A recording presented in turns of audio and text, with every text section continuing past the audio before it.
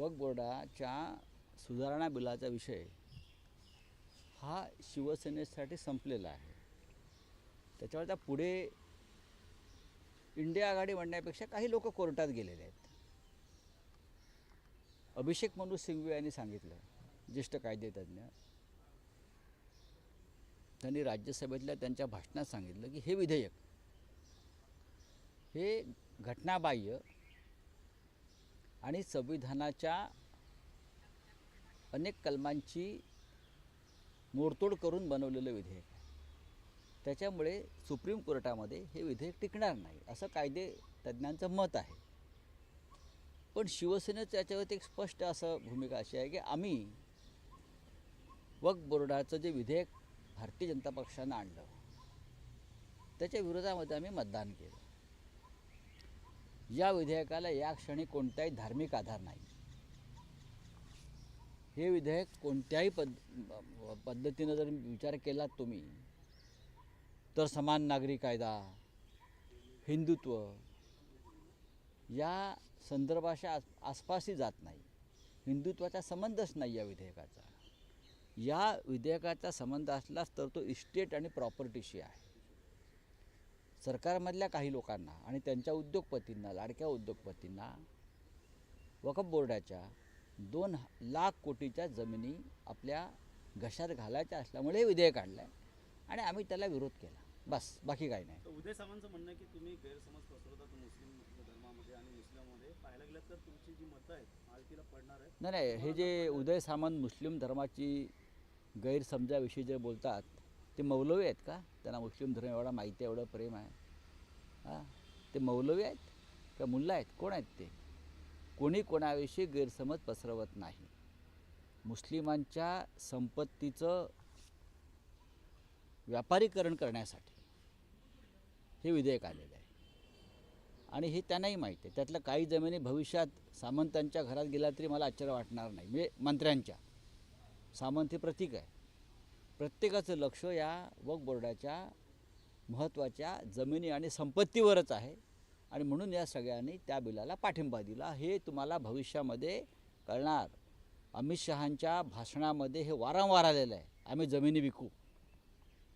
ज्याला घटनेत आधारच नाही जमिनी विकण्याला, अशा प्रकारे जमिनी विकू असं ते म्हणतायत. ती कोणासाठी जमिनी विकू? कोण घेणार? चर्चा देखील जमिनीवरती आता डोळा आहे का? RSSच्या मुखपत्रामध्ये देखील ऑर्गनायझरने तो लेख मागे घेतला. त्यांचं म्हणणं तो जुना लेख होता. जुना लेख असला तरी ते पोटात होतं ते ओठावर आलं ना. मुस्लिमांच्या जमिनी ताब्यात घेतल्यावर चर्चेस, ख्रिश्चनांच्या जमिनी, पारशांच्या जमिनी, देरासर, देवस्थानांच्या जमिनी, अशा अनेक जमिनीवर त्यांचा डोळा आहे.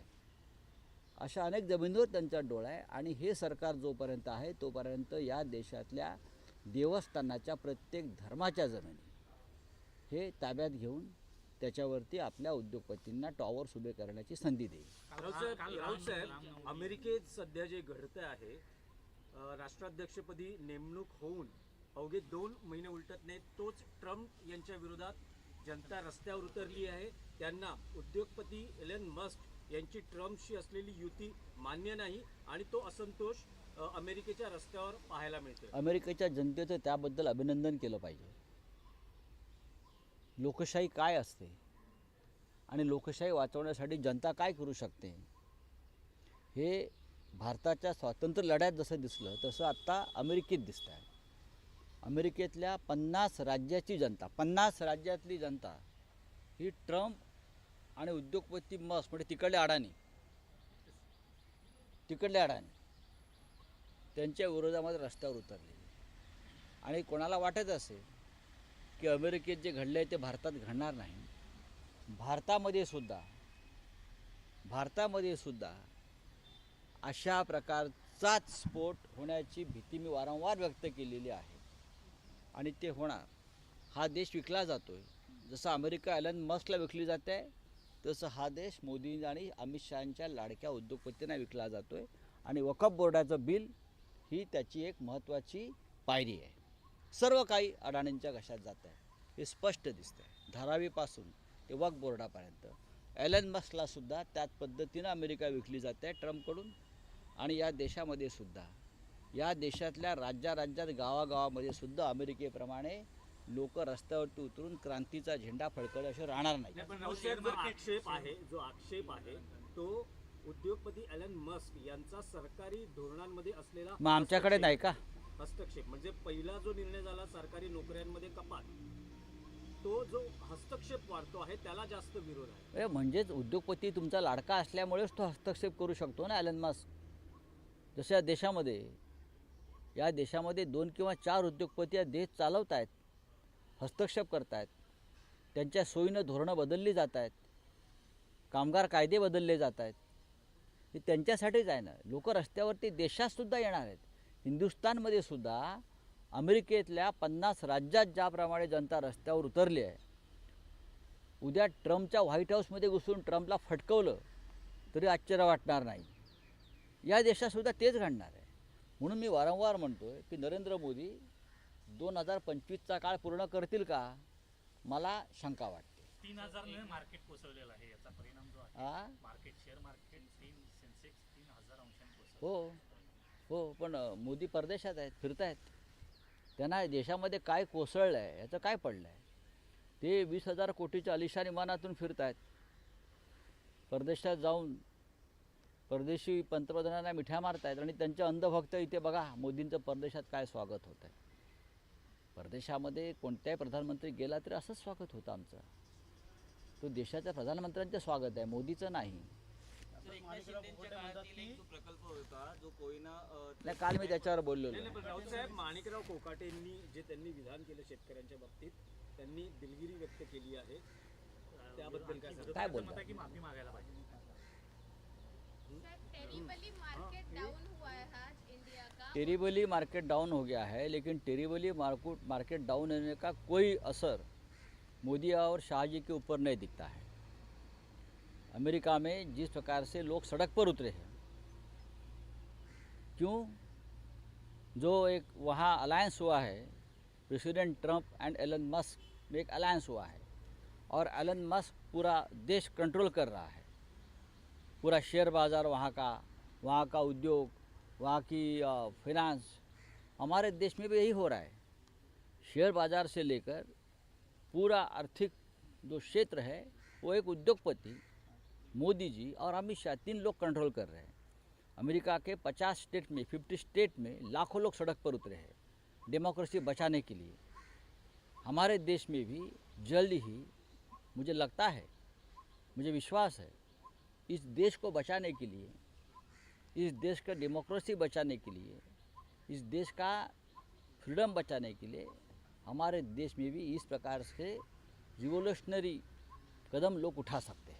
सर, इंडियन सेबी ने जो काम नहीं किया वो यूएस ने किया। अदानी का शेयर जो 4,000 था 1,500 पे आ गया सर। नहीं, हमको उनसे सबक लेनी चाहिए। डेमोक्रेसी क्या है? हमारे देश के लोग अभी भी अंधभक्त बने हैं।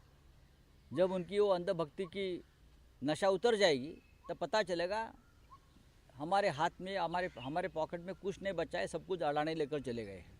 सर, राहुल गांधी ने परसों ट्वीट किया था कि अभी मुस्लिम्स के बाद क्रिश्चियन का नंबर है कि उनकी लाइन सबका नंबर है। के बाद कल जब उद्धव जी देखियो, ने कहा तो मुस्लिमों भाजपा की कह रही है कि they are copy। क्या कॉपी क्या है? उद्धव जी copy अगर कर कोई रहे हैं सच का राहुल गांधी के। अगर सच का कोई कॉपी करता है तो उनका स्वागत करना, झूठ का कॉपी नहीं करना चाहिए। जो झूठी बातें हैं उनका कॉपी हम कभी नहीं करेंगे। ये तो सच है। आपने जो वक्फ अमेंडमेंट बिल लाया है, वो 2 लाख करोड़ की जो प्रॉपर्टी है वक्फ बोर्ड की, वो मोदी और शाह जी और बीजेपी हड़पाना चाहती है, अपने उद्योगपति को देना चाहती है, आपस में बांट लेना चाहती है। हमने उसके खिलाफ वोट किया है।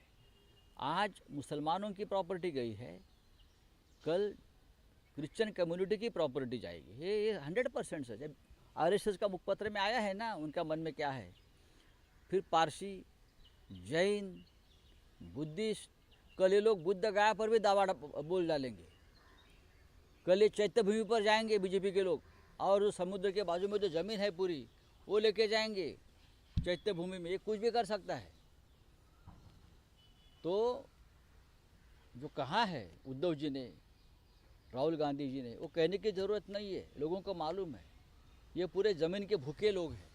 साहेब, उपमुख्यमंत्री एकनाथ शिंदे असं म्हणतात की काही जण मस्करी करायचे, मंदिर वही बनाएंगे, तारीख नाही बताएंगे, पण नरेंद्र मोदींनी मंदिर ही उभारलं, नरेंद्र आणि मोदी लोकार्पण ही झालं त्याचं. हे जे एसएनसी आहेत, एसएनसी, त्यांना इतिहास माहीत नाही, ते एक नंबरचे खोटारडे आहेत. ते कधी बेळगावच्या आंदोलनात नव्हते आणि म्हणतात मी बेळगावच्या आंदोलनात होतो. शिवसेनेनं अयोध्येचं आंदोलन केलं तेव्हाही ते कोठे नव्हते. बाबरीच्या प्रकरणामध्ये शिवसेना आघाडीवर होती. मोदी कुठे होते हो? मोदी अमित शहा कुठे होते अयोध्येच्या आंदोलनात? भूमिगत, हे कायम भूमिगत असतात. भूमिगत असतात म्हणजे कुठे ढोकला खात असतात? आम्हाला सांगा, तुम्ही कुठे होतात? माझ्यावर चार्जशीट आहे, तुमच्यावर आहे. मी CBI कोर्टासमोर 10 वेळा जाऊन आलो, तुम्ही गेलात? तारीख नाही बघा, ही घोषणाच आमची आहे शिवसेनेची.